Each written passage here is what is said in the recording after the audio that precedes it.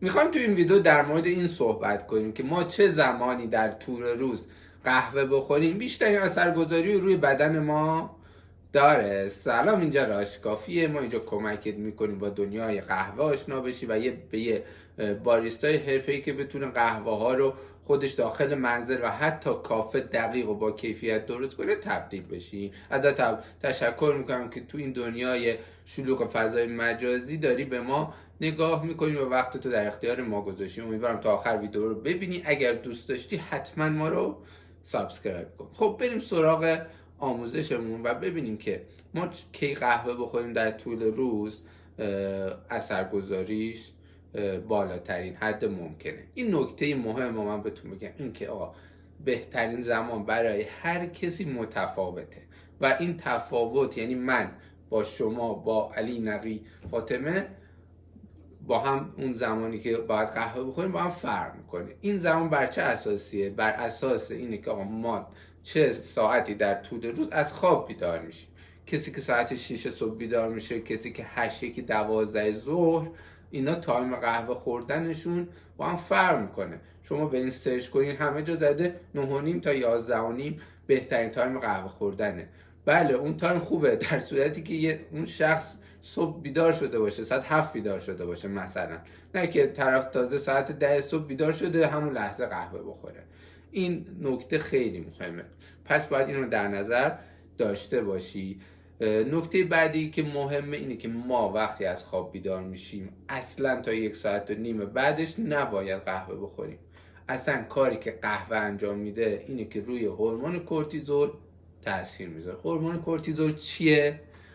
هورمون کورتیزول در واقع هورمون هوشیاری و استرس ماست که ما زمانی که بیدار میشیم از خواب این بالاترین حد ممکن داره. کافئین هم باعث میشه این هورمون بیاد بالا. وقتی این بالاه شما هم کافئین مصرف میکنید، این دوتا با هم تداخل ایجاد میکنه، اثرگذاریش کم میشه، حتی باعث استرس بیشتر میشه. پس چی شد؟ شما تو اون بازه‌های از زمانی که در طول روز هورمون کورتیزولتون بالاه نباید قهوه بخوری. این بازه ها کیه؟ الان بهتون میگم.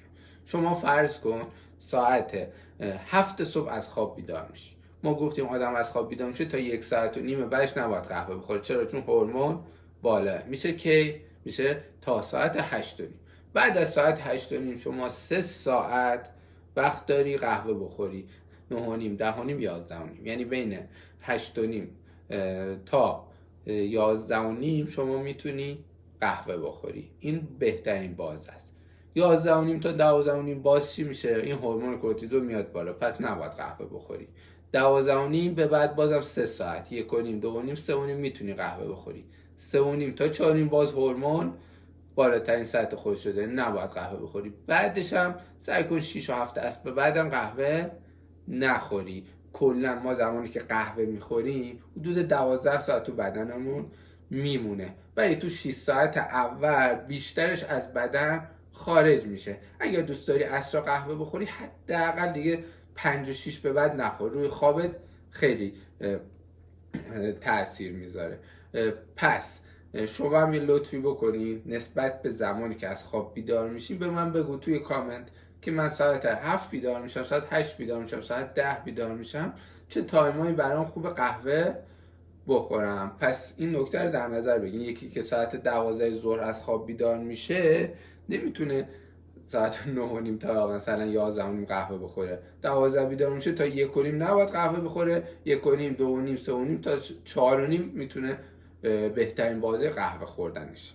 این مسئله‌ایه که ما برای این که قهوه بخوریم خیلی مهمه. خیلی از وقتا ما قهوه میخوریم استرس میگیریم، حالمون بد میشه به خاطر رعایت نکردن همین بازه های زمانیه.